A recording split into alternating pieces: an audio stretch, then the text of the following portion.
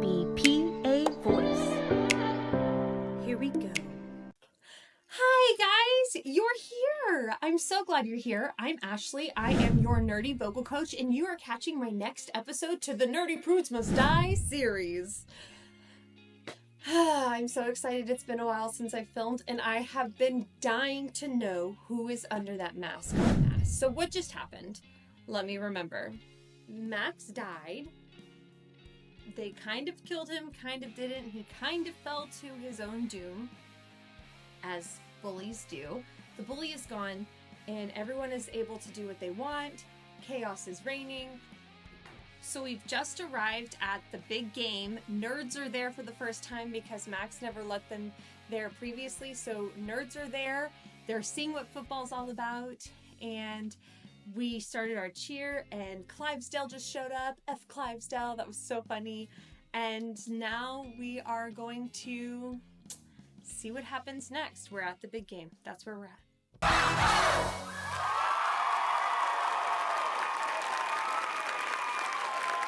Who's under that mask? All right, Nighthawks, hold up! This is it, gang, the big game. Who's ready to cream some? It kind of gave me John Madison leg vibes. Like, is it John Madison? Has Richie been the mascot the whole time? I don't know. I didn't really pay attention. It might not. I'm trying to like come up with a backup plan if it's not Max. Was anyone as curious as I am as to who's under that mascot? Like, who's the mascot? Do we get to know? I don't know. I hope so, because this might bother me. Come on! Let's go! I can't express how proud I am of this team. Over the past 2 weeks, we've come together in a way I couldn't have imagined. But I'd especially like to acknowledge one vital member of our team who's gone neglected for far too long. Zeke, the fighting Nighthawk! Right there! Richie, get over here! Really? It was John Madison's legs.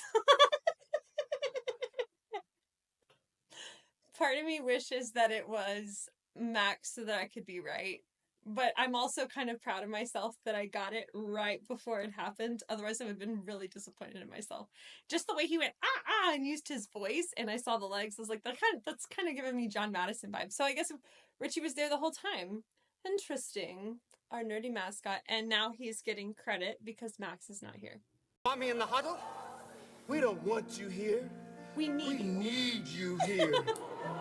Wow. Whenever I feel like throwing in the towel, I just look over at the sidelines, and there you are dancing, falling all over yourself. Reminds me of why I love this game. Richie, we're sorry for bullying you for all those years. Yeah, sorry. And we'd like to apologize in advance for if Max ever comes back, because we'll probably go right back to doing it. I don't think we'll have to worry about Max ever again.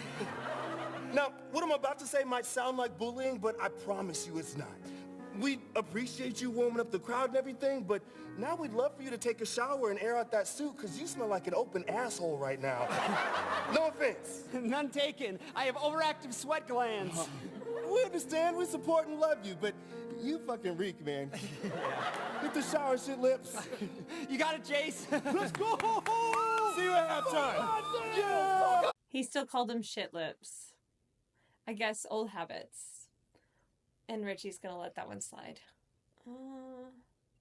Get him! Go get him, Nighthawks! Fuck Clivesdale! Fuck him straight to hell! Assholes!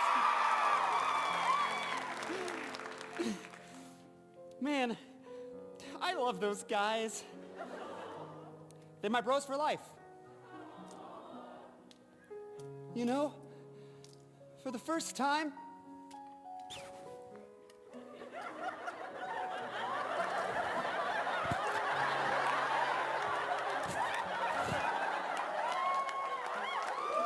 I feel like I belong. I love this school. I love being alive. Richie.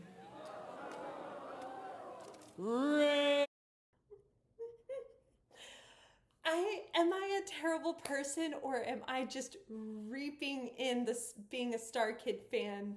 Like, why am I clapping when I hear it? Was just so perfectly timed and so well written.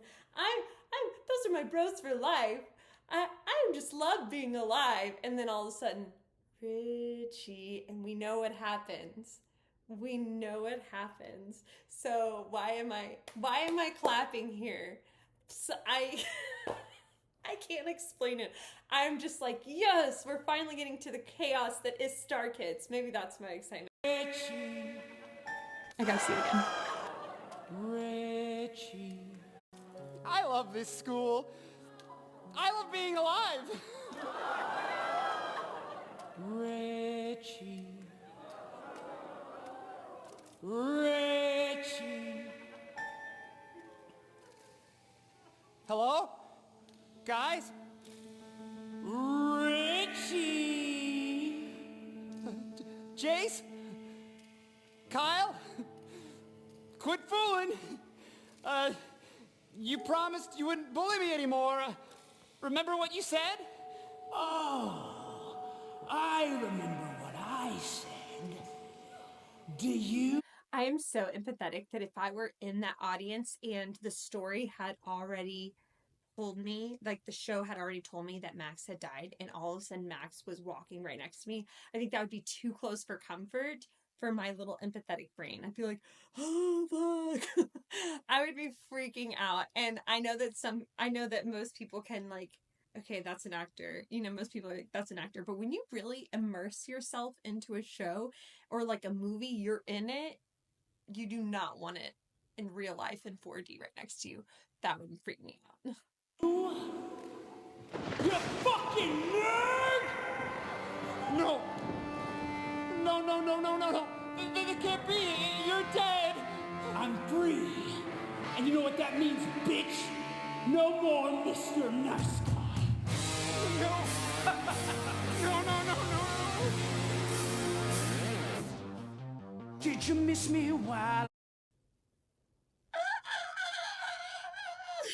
We're getting a song here, and I'm so excited. Oh, chef's kiss. All chef's kiss. Okay, I haven't even heard the song. I heard a little bit of the first line, but the fact that we're getting a song here is exciting in itself. The fact that Max is coming back from the dead, that line delivery, Max back from the dead, kind of, and now a song. He's gonna sing us a song. Let's go. Ooh, chill the vibes. Okay. Right. Nice Guy. No.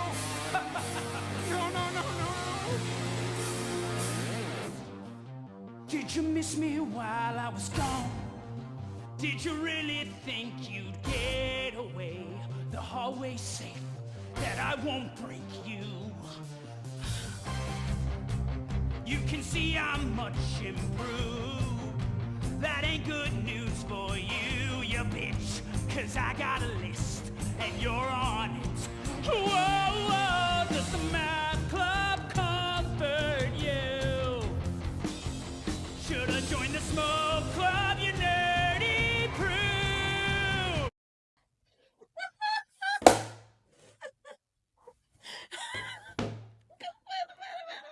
Where do I start, y'all? Okay. Okay.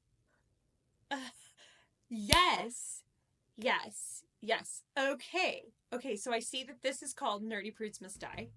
I don't even look at the titles before I watch these because sometimes they can be a spoiler. So I'm seeing that it is the title song. I'm just really trying to cool my jets. I thought that was a good spot to stop. I love the Smoke Club reference back to Black Friday. Love it when they do that.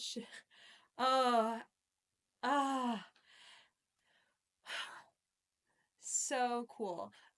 Okay, sorry. I'm really just trying to so many thoughts happened all at once, like a firework of excitement and explosions and just taking in what is happening all at one time. I absolutely am getting Labyrinth vibes again from here, like that 80s David Bowie vibes. Like, I also just really like the music to Labyrinth, so maybe this is just me reading into it everywhere I can. I do also know that Jeff Blim really likes the 80s genre, so it's really easy to go 80s inspirations. Another thing that I've really learned about Jeff Blim is that he really has a way of taking his inspirations but not making it just about that. He knows where to put a theme and knows where not to put a theme, and he knows where he's allowed to play. And Jeff Blim really loves to play around and just do off the wall stuff. But here, it needs, when we get this zombie-esque type guy come back, we need that rasp, we need that growl, that creep. How can you be creepy yet make a really good song at the same time? I really like that he went this kind of 80s David Bowie rock vibes. I love that. Love his makeup. I love that the character's back. As much as I would dislike this character in real life, Will does such a good job of making this such an unlikable character, but likable at the same time. I like seeing him in the show. I don't like him as a person or condone his behavior, but I like him in the overall story arc, and we need that to kind of mix things up. He's definitely mixing the pot, and I'm excited to see that. I think I've calmed down a little bit, the initial shock and excitement, so I think we're going to go back a little bit so I can kind of see what's going on with his voice. He's making, earlier I was like, those vibes aren't really great, for these notes that they were just too aggressive. He's like, I'm on steroids. And now he can be an intense character, but through the creepiness of it, which kind of brings a stillness to his energy. Da da da da da da. Right? I'm also getting Phantom vibes. In sleep he sang to me, in dreams the Phantom of the Opera. Interesting. He looks so freaking cool here. Did you miss me while I was gone? Did you really think you'd get away? The hallway's safe, that I won't break you. You can see I'm much improved. That ain't good news for you, you bitch. 'Cause I got a list, and you're on it. Whoa, whoa, the math club comfort you. Should've joined the smoke club, you nerdy prude. Such a good line. Nerdy Prudes Must Die. Okay. Wow, why is this one giving? It's hard because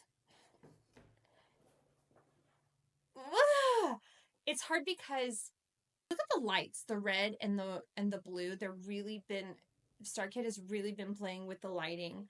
Okay, wait, am I seeing, so he did this, so now he has powers, because I'm seeing John Madison or Richie Lipschitz being controlled by this, so I'm guessing that we're about to step into powers.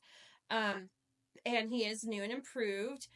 I'm having a hard time because my job as a vocal coach is to look for those imperfections. People don't pay me money to come have a lesson and be like, that was so good job. They want to improve their voice. So part of my job whenever I'm being a vocal coach, I have to turn on my vocal criticism type thing. And so when you're watching something live, there will always be something to criticize. There will never be absolute perfection. And oftentimes I can hear where that imperfection was just, oh, we just didn't get a good enough breath, or, oh, this has happened. And then I can also hear where this is technical habit. And I say that because I'm battling with, I love this song.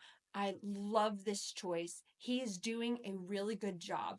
Do I just love it, and move on? Or do you guys want to hear what I hear vocally?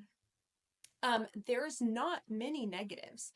In fact, barely any. He really is doing a talented job, but it's when something is so good like this, I don't even want to scratch the surface. I just kind of want to let it be what it is, right? So in fact, you know what? I think I've made that decision. I'll just say that there are some moments when, such as diction, he's doing so good with diction and everything. Like I said, diction might be an issue here, whereas it's just like let me just say this one thing as an explanation. Should've joined the smoke club, you nerdy prude. Nerdy prudes must die. Nerdy Prudes Must Die. I feel like he came in a little bit too late. Nerdy Prudes Must Die. I feel like there should have been an extra second, whether it was written that way or not. I feel like it would have been more impactful. Nerdy Prudes Must Die. I feel instead of Nerdy Prudes Must Die. You see how one's more impactful than the other? Those are the kind of, but the fact that I'm having to really dig in there to find these little tiny things is an amazing thing.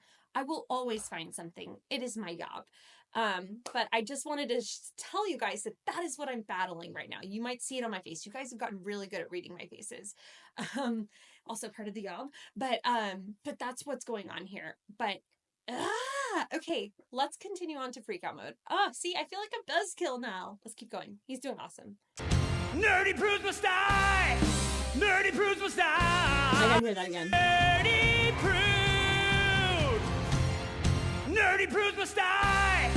Nerdy prudes must die. Everybody cool, watch those nerds run for their life. Rhythmically, it could have been a little bit more, it could have been much more impactful if it didn't feel rushed. Nerdy prudes must die. Nerdy prudes must die. Or there needed to be a connection. Nerdy prudes must die. Nerdy prudes must die. He could have let it be more smooth there, and that moment would have been way more impactful. Jagerman will rise. That will be my prize. Nerdy, nerdy prudes, watch me shock and cock you, block, shock you, demonize. You think I seek revenge? I could give two shits that you buried and left me. You filed my body. You pushed me off the edge. I'm on a new crusade. The world is just too well behaved. It needs to be saved. And you're Okay. So remember I was talking about we were getting these like zombie-esque, in the guy who didn't like musicals, we were getting these like zombie-esque type vibes. And then now we're actually getting, I don't think we actually had, I guess we did kind of have zombies in their own way. So now he is a zombie like outside, right? But now he's like, I'm a zombie.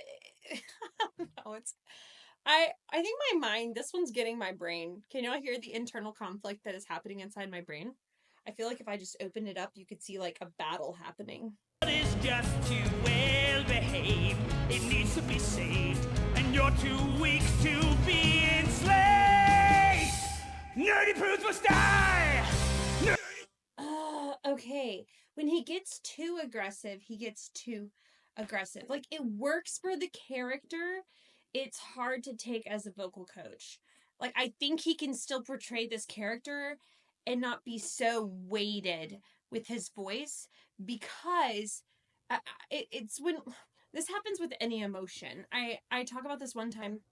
Whenever I did Fantine in Les Miserables, I was going through it. I was, and the emotional hit and the emotions of the I dreamed a dream in time gone by hit way harder than it would have normally for an average person.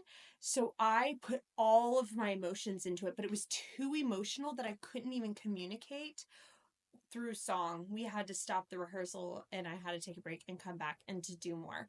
It reminds me of here.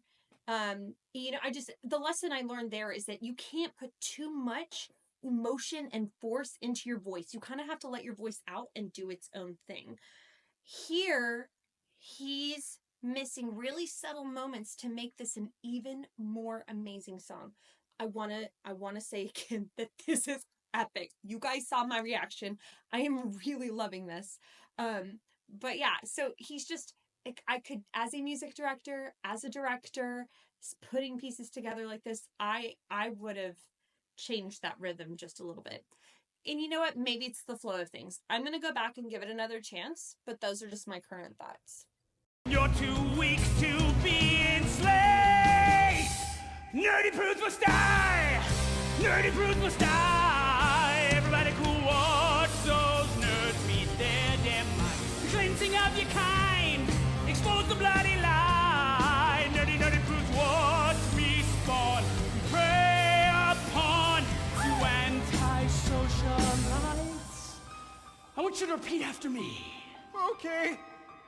Who will pray for me? Who will pray for me When I'm gone, when I'm gone? or until another Richie comes along. Can you repeat that one? Who will pray for me? Wait, I love this moment for so many reasons. Okay, so now we're getting, look at Will's voice when it's all light and airy and sweet. It's not sweet. He's being really creepy, but in the best way. Ah, that was such a nice note. And then John Madison repeating him, and we saw some falsetto moments in The Guy Who Didn't Like Musicals, and this is much more controlled falsetto. Moment of growth. Love it. He's grown so much. We're so proud of John Madison. Will Branner is amazing. I think I'm being more harsh on him because he's amazing. Like, I can be because he's so good. I can even dig a little deeper because he's so good. But then that who will pray for me? And then we're gonna get this aggressive, like belty type moment afterwards. I love that. Oh, I love this little interaction with them. Okay. Love where John Madison's voice is. Who will pray for me When I'm gone, when I'm gone? or until another Richie comes along. Can you repeat that one? Who will pray for me when I'm gone? So much support. Okay, here's what I think just happened here. This moment is magical. Oh, I'm amped up. Oh, I'm really amped up because I know exactly what just happened. Okay, I'm going to tell you. When you have to, who will pray for me? That takes much more control and dynamic work, diaphragm work, than just a big old release of power. Thinking of it like this, I'm wearing my Hero Academia shirt. Thinking of it, if you have a superpower and you have to rein it in and it's like really high energy, you have to really like calm it down. It takes more energy to calm it down than it is to just release it and let it be. That's why belting feels so good when you're doing it healthily and doing it right. Who will pray for me? So because he had this really nice control moment, he released it. He releases it here, and it's such an impactful moment because of that. Because we get, first of all, it's a dynamic contrast. So that already is interesting. And then we get this, it's just so, it's so supportive. You can hear it because he almost sounds a little operatic, like very closely to operatic on the, who will pray for me, whatever he sings there. It's mostly on the pray, Listen to how supported it sounds. I gotta hear this whole thing again. I love this. I want you to repeat after me. Okay. Who will pray for me Who will pray for me when I'm gone, when I'm gone? or until another Richie comes along? Can you repeat that one? Who will pray for me when I'm gone? Or is this the eternal dark without a dawn? Who will pray for you? Who will pray for When me your body's gone? This is the consequence for what you've done. What did you say?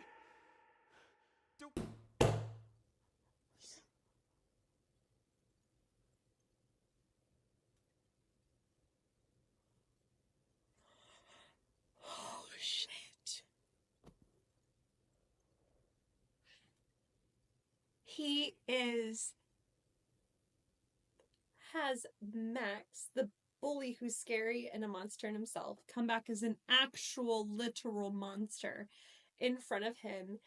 And still he sings, I'm not a loser. He still has hope. He is scared shitless. He's scared shitless. And he is still having hope.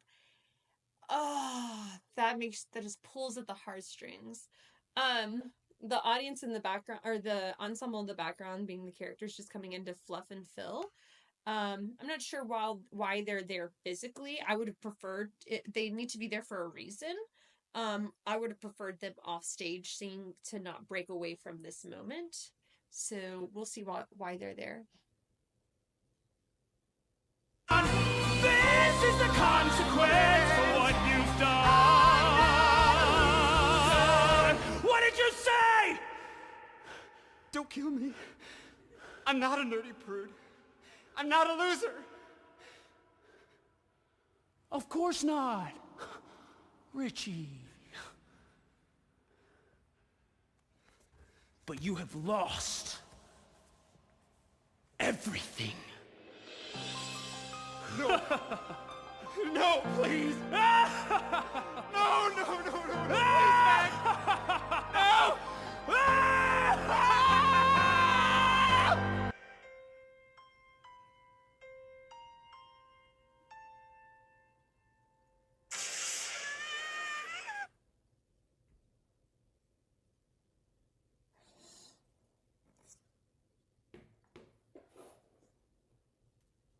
Did anybody else just witness that emotional roller coaster ride that I just went on?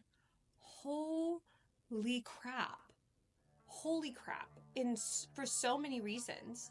Max is back. Well, let's start from the beginning.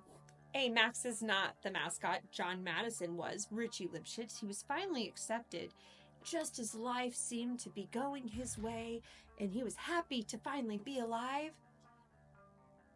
His worst nightmare happens and comes back. And right before he dies, he goes, "I'm not a loser." So,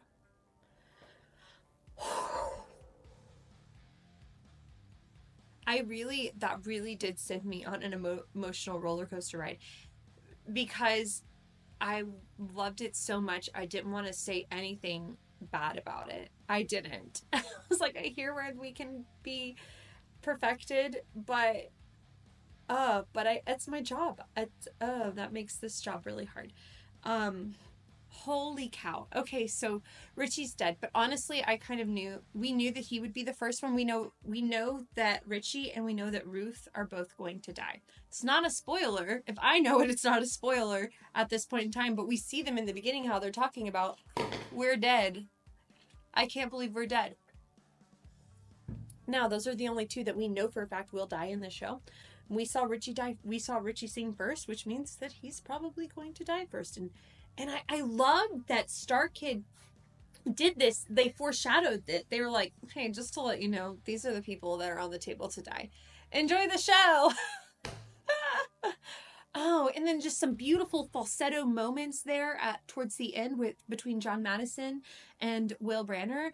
And then Will Branner popping out with this really amazing supported ending. That was just great. That was just great. I cannot wait to see what happens next. So if you want to see what happens next with me, make sure you like and subscribe, and don't forget to hit that notification bell, because some of us miss my new episodes coming out. If you want to catch it, join me, and I will see with you soon. Okay? Bye-bye. Repeat after me. Okay. Who will pray for me? Who will pray for me when I'm gone? when I'm gone? Or is this the eternal dark before the dawn?